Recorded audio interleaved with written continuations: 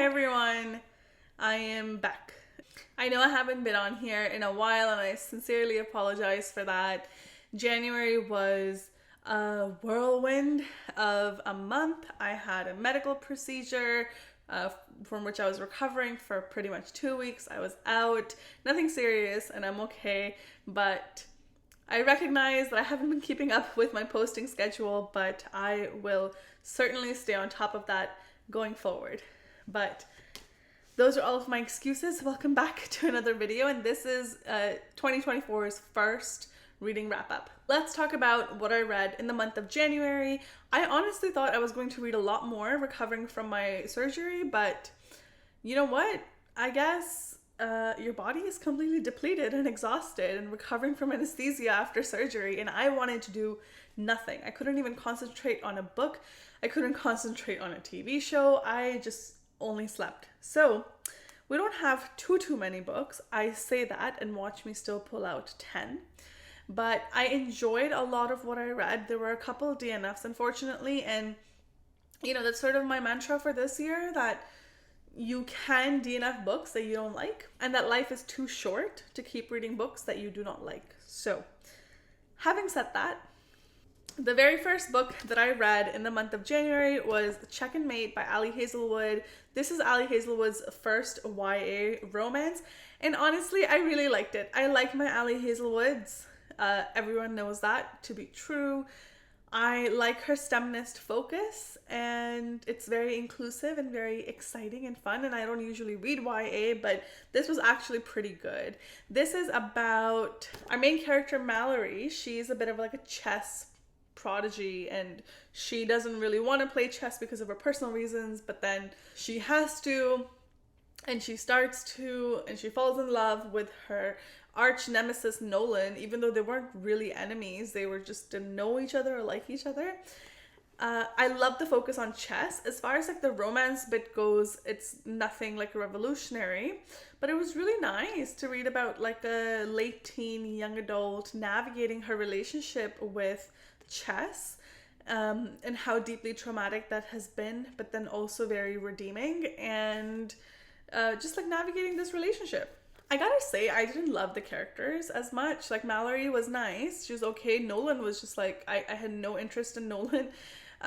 For me, like, the biggest takeaway was learning more about the chess world and just about chess. And I think if you don't like that focus, then you may not like the book. But I had a good time reading this. I ended up giving this 3.75 to 4 stars. I can't really decide, but it's not an exact science. So, okay, after that, I read my first 5-star book of the year.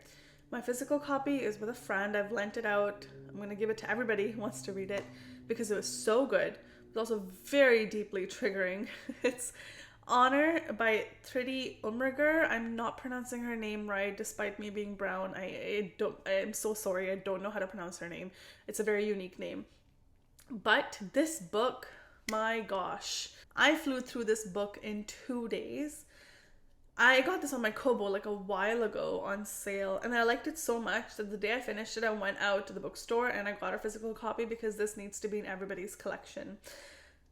Please look up the trigger warnings of this book. It is a literary fiction. It is set in modern day India, and it follows a story of this young woman. She's a journalist. She is Indian origin, but she's now like American. She's Indo-American, and she has a very deeply troubled relationship with her past in her country. And so she's a very complex relationship with India. It's very much not even love-hate, it's just hate. And she finds herself back in India covering a story that she did not expect to be covering because she's a journalist. And it involves her going into these like really rural, disconnected parts of India to try and cover this story around like an religious marriage and how the guy was burnt alive by a mob and now his widow is suffering. So, like I said, little gruesome for sure, very triggering, and it is like a sad book. I don't think you're gonna come out of this book feeling, wow, this was like a great light read. Not at all. It is a heavy book. It is a sad book, but it was so beautiful. Like, it was so beautifully heartbreaking. I don't say that about books because I hate sad books, but this book was just incredible. It's not just the love story between this intercaste and interreligious marriage that happened that you're learning more about as the main character is covering the story, but you really have this love story in here between the main character and her relationship with her country of origin. She has very complex, rightfully so complex, convoluted, conflicting feelings about her country. And I think a lot of South Asian folks, and perhaps a lot of people of color, feel that way about their countries and cultures of origin, right? There's parts of it that you love, but there's parts of it you absolutely despise. And the main character, she's really discovering her own cultural identity as she's covering the story reluctantly. And I love that unpacking for her. I saw my own experience reflected a lot in her experience. And the brutality of the situation aside, it is unfortunately the reality of a lot of intercaste, interreligious marriages in rural India, but it was a beautiful story. If you're gonna read one heavy, serious book, I would make it this one. After that, something really amazing happened to me this month.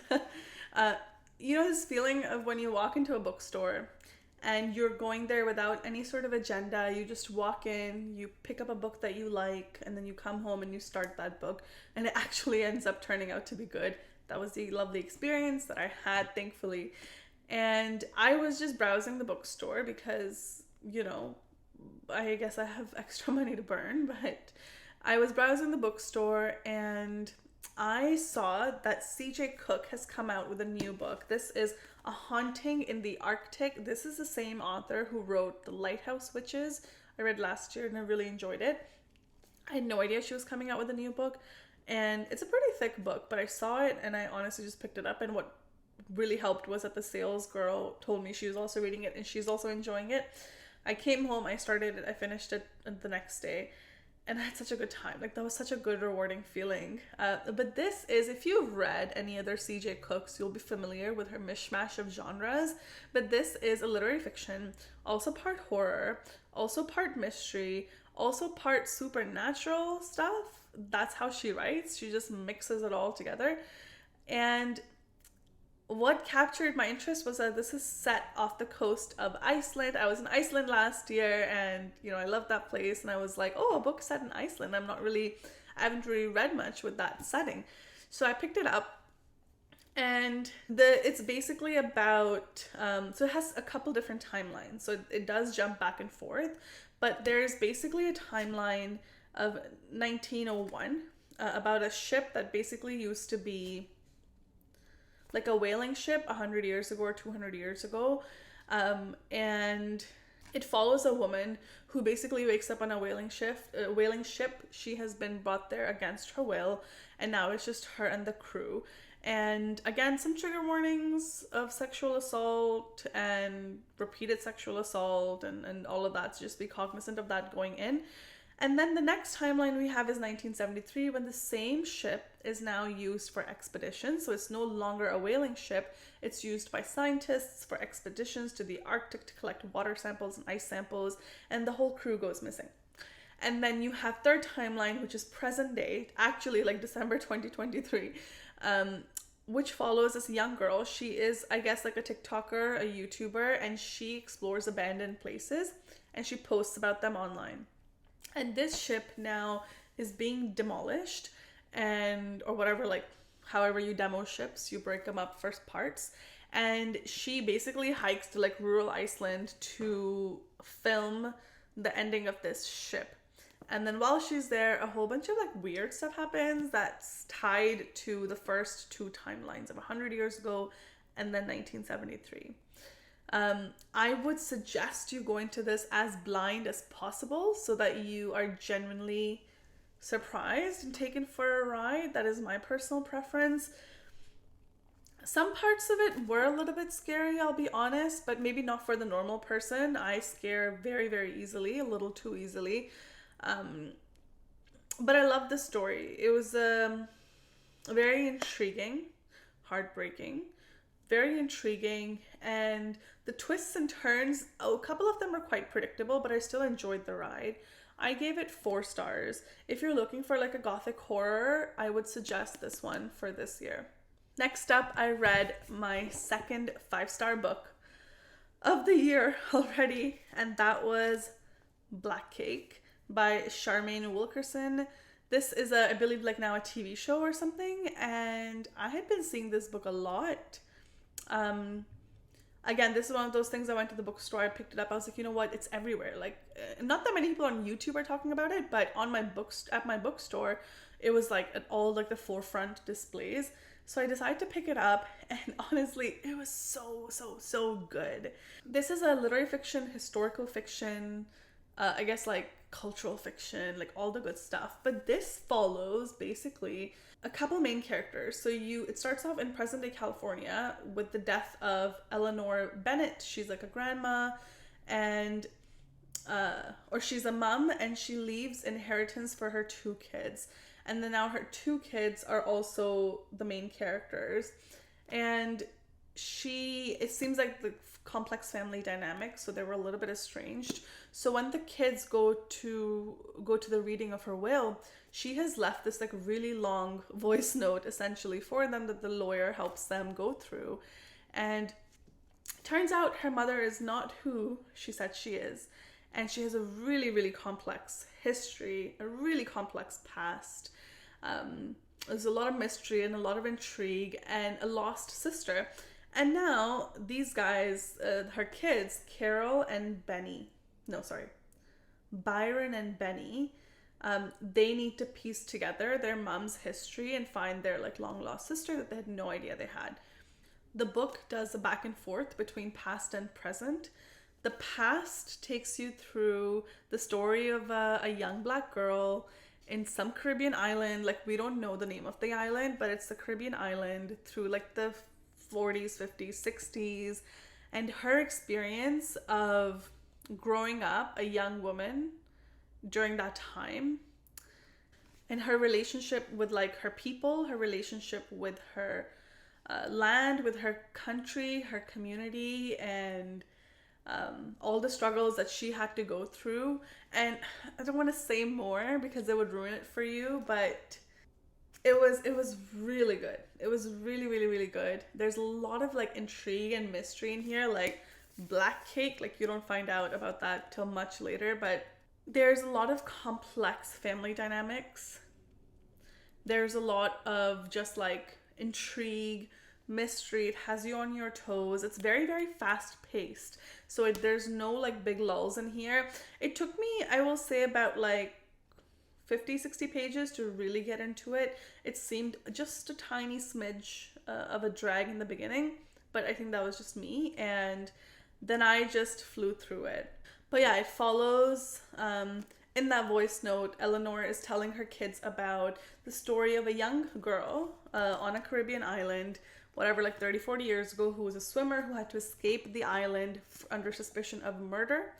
And so there's like a murder mystery in here too, which I like, and just like a woman's like coming of age, and like how her relationship with her culture, with her people, with her country is like, and it's lovely. It's lovely. So I don't want to say more about it, but I think everyone should read this book.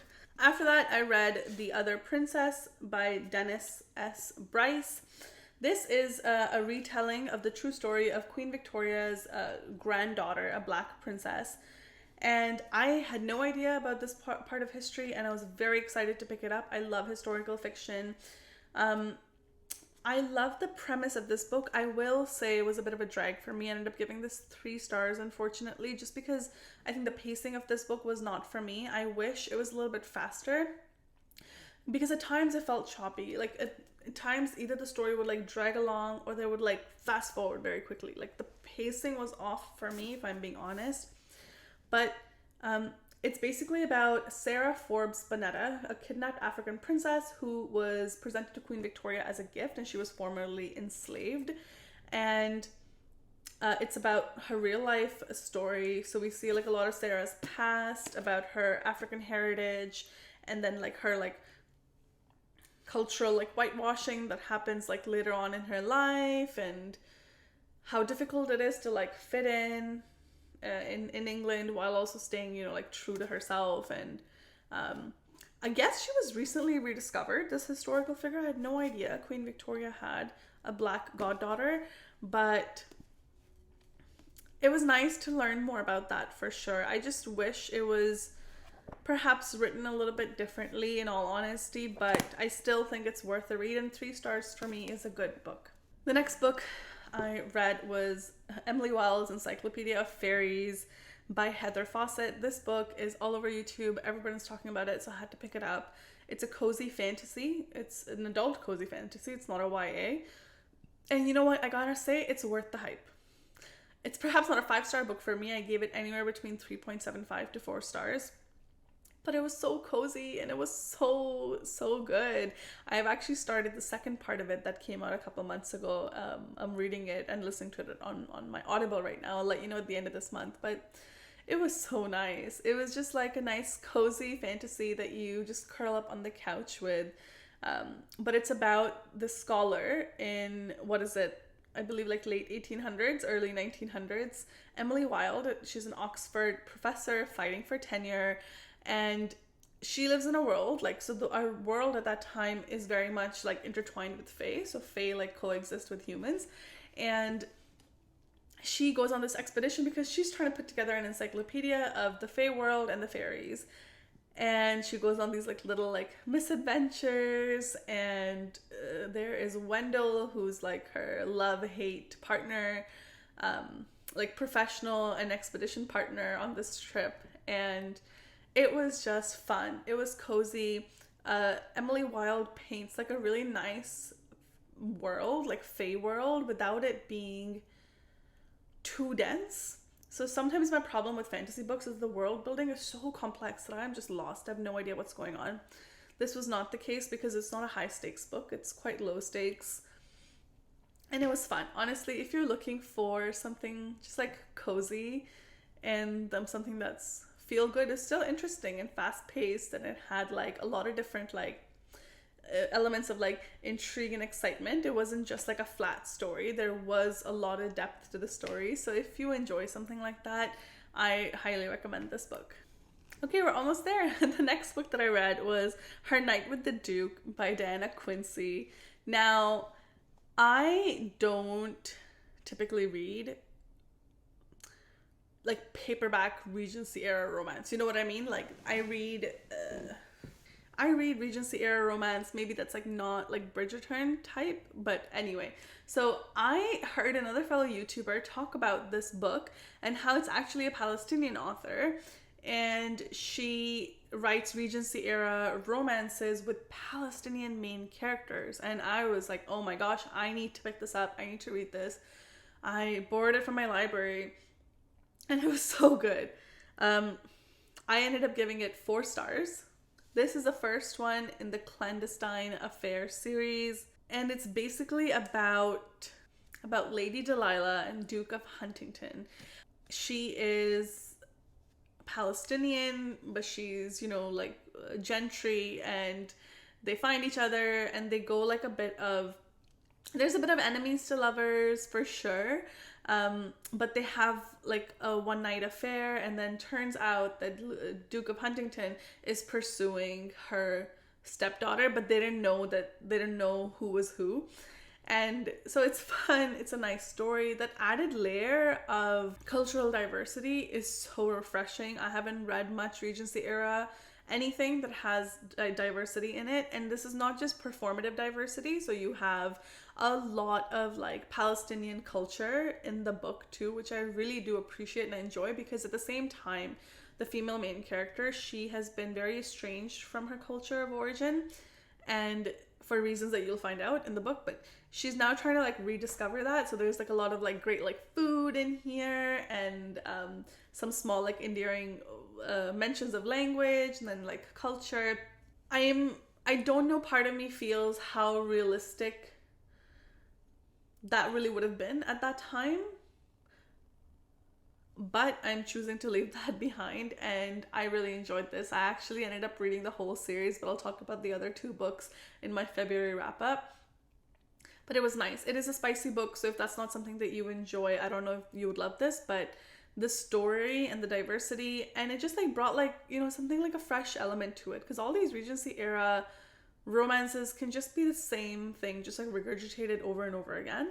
So I appreciated this. The last book that I finished was this monster, Ken Follett's Armor of Light. This is the 5th one in his Kingsbridge series. I will say it took me about 100 pages to really get into it. This book is like over 700 pages, like all of his other books. It took me a little bit to get into it. It's definitely not my favorite Kingsbridge book. I believe the second one, or was the third one, was one of my favorites. But it was really nice to continue the series. It was nice to continue reading about Kingsbridge city. And if you're not familiar with this series, a historical fiction series that essentially follows the development of a city over like centuries. So the first book starts with I believe it's the 9th century, and then now we're in like the 18th century in this one.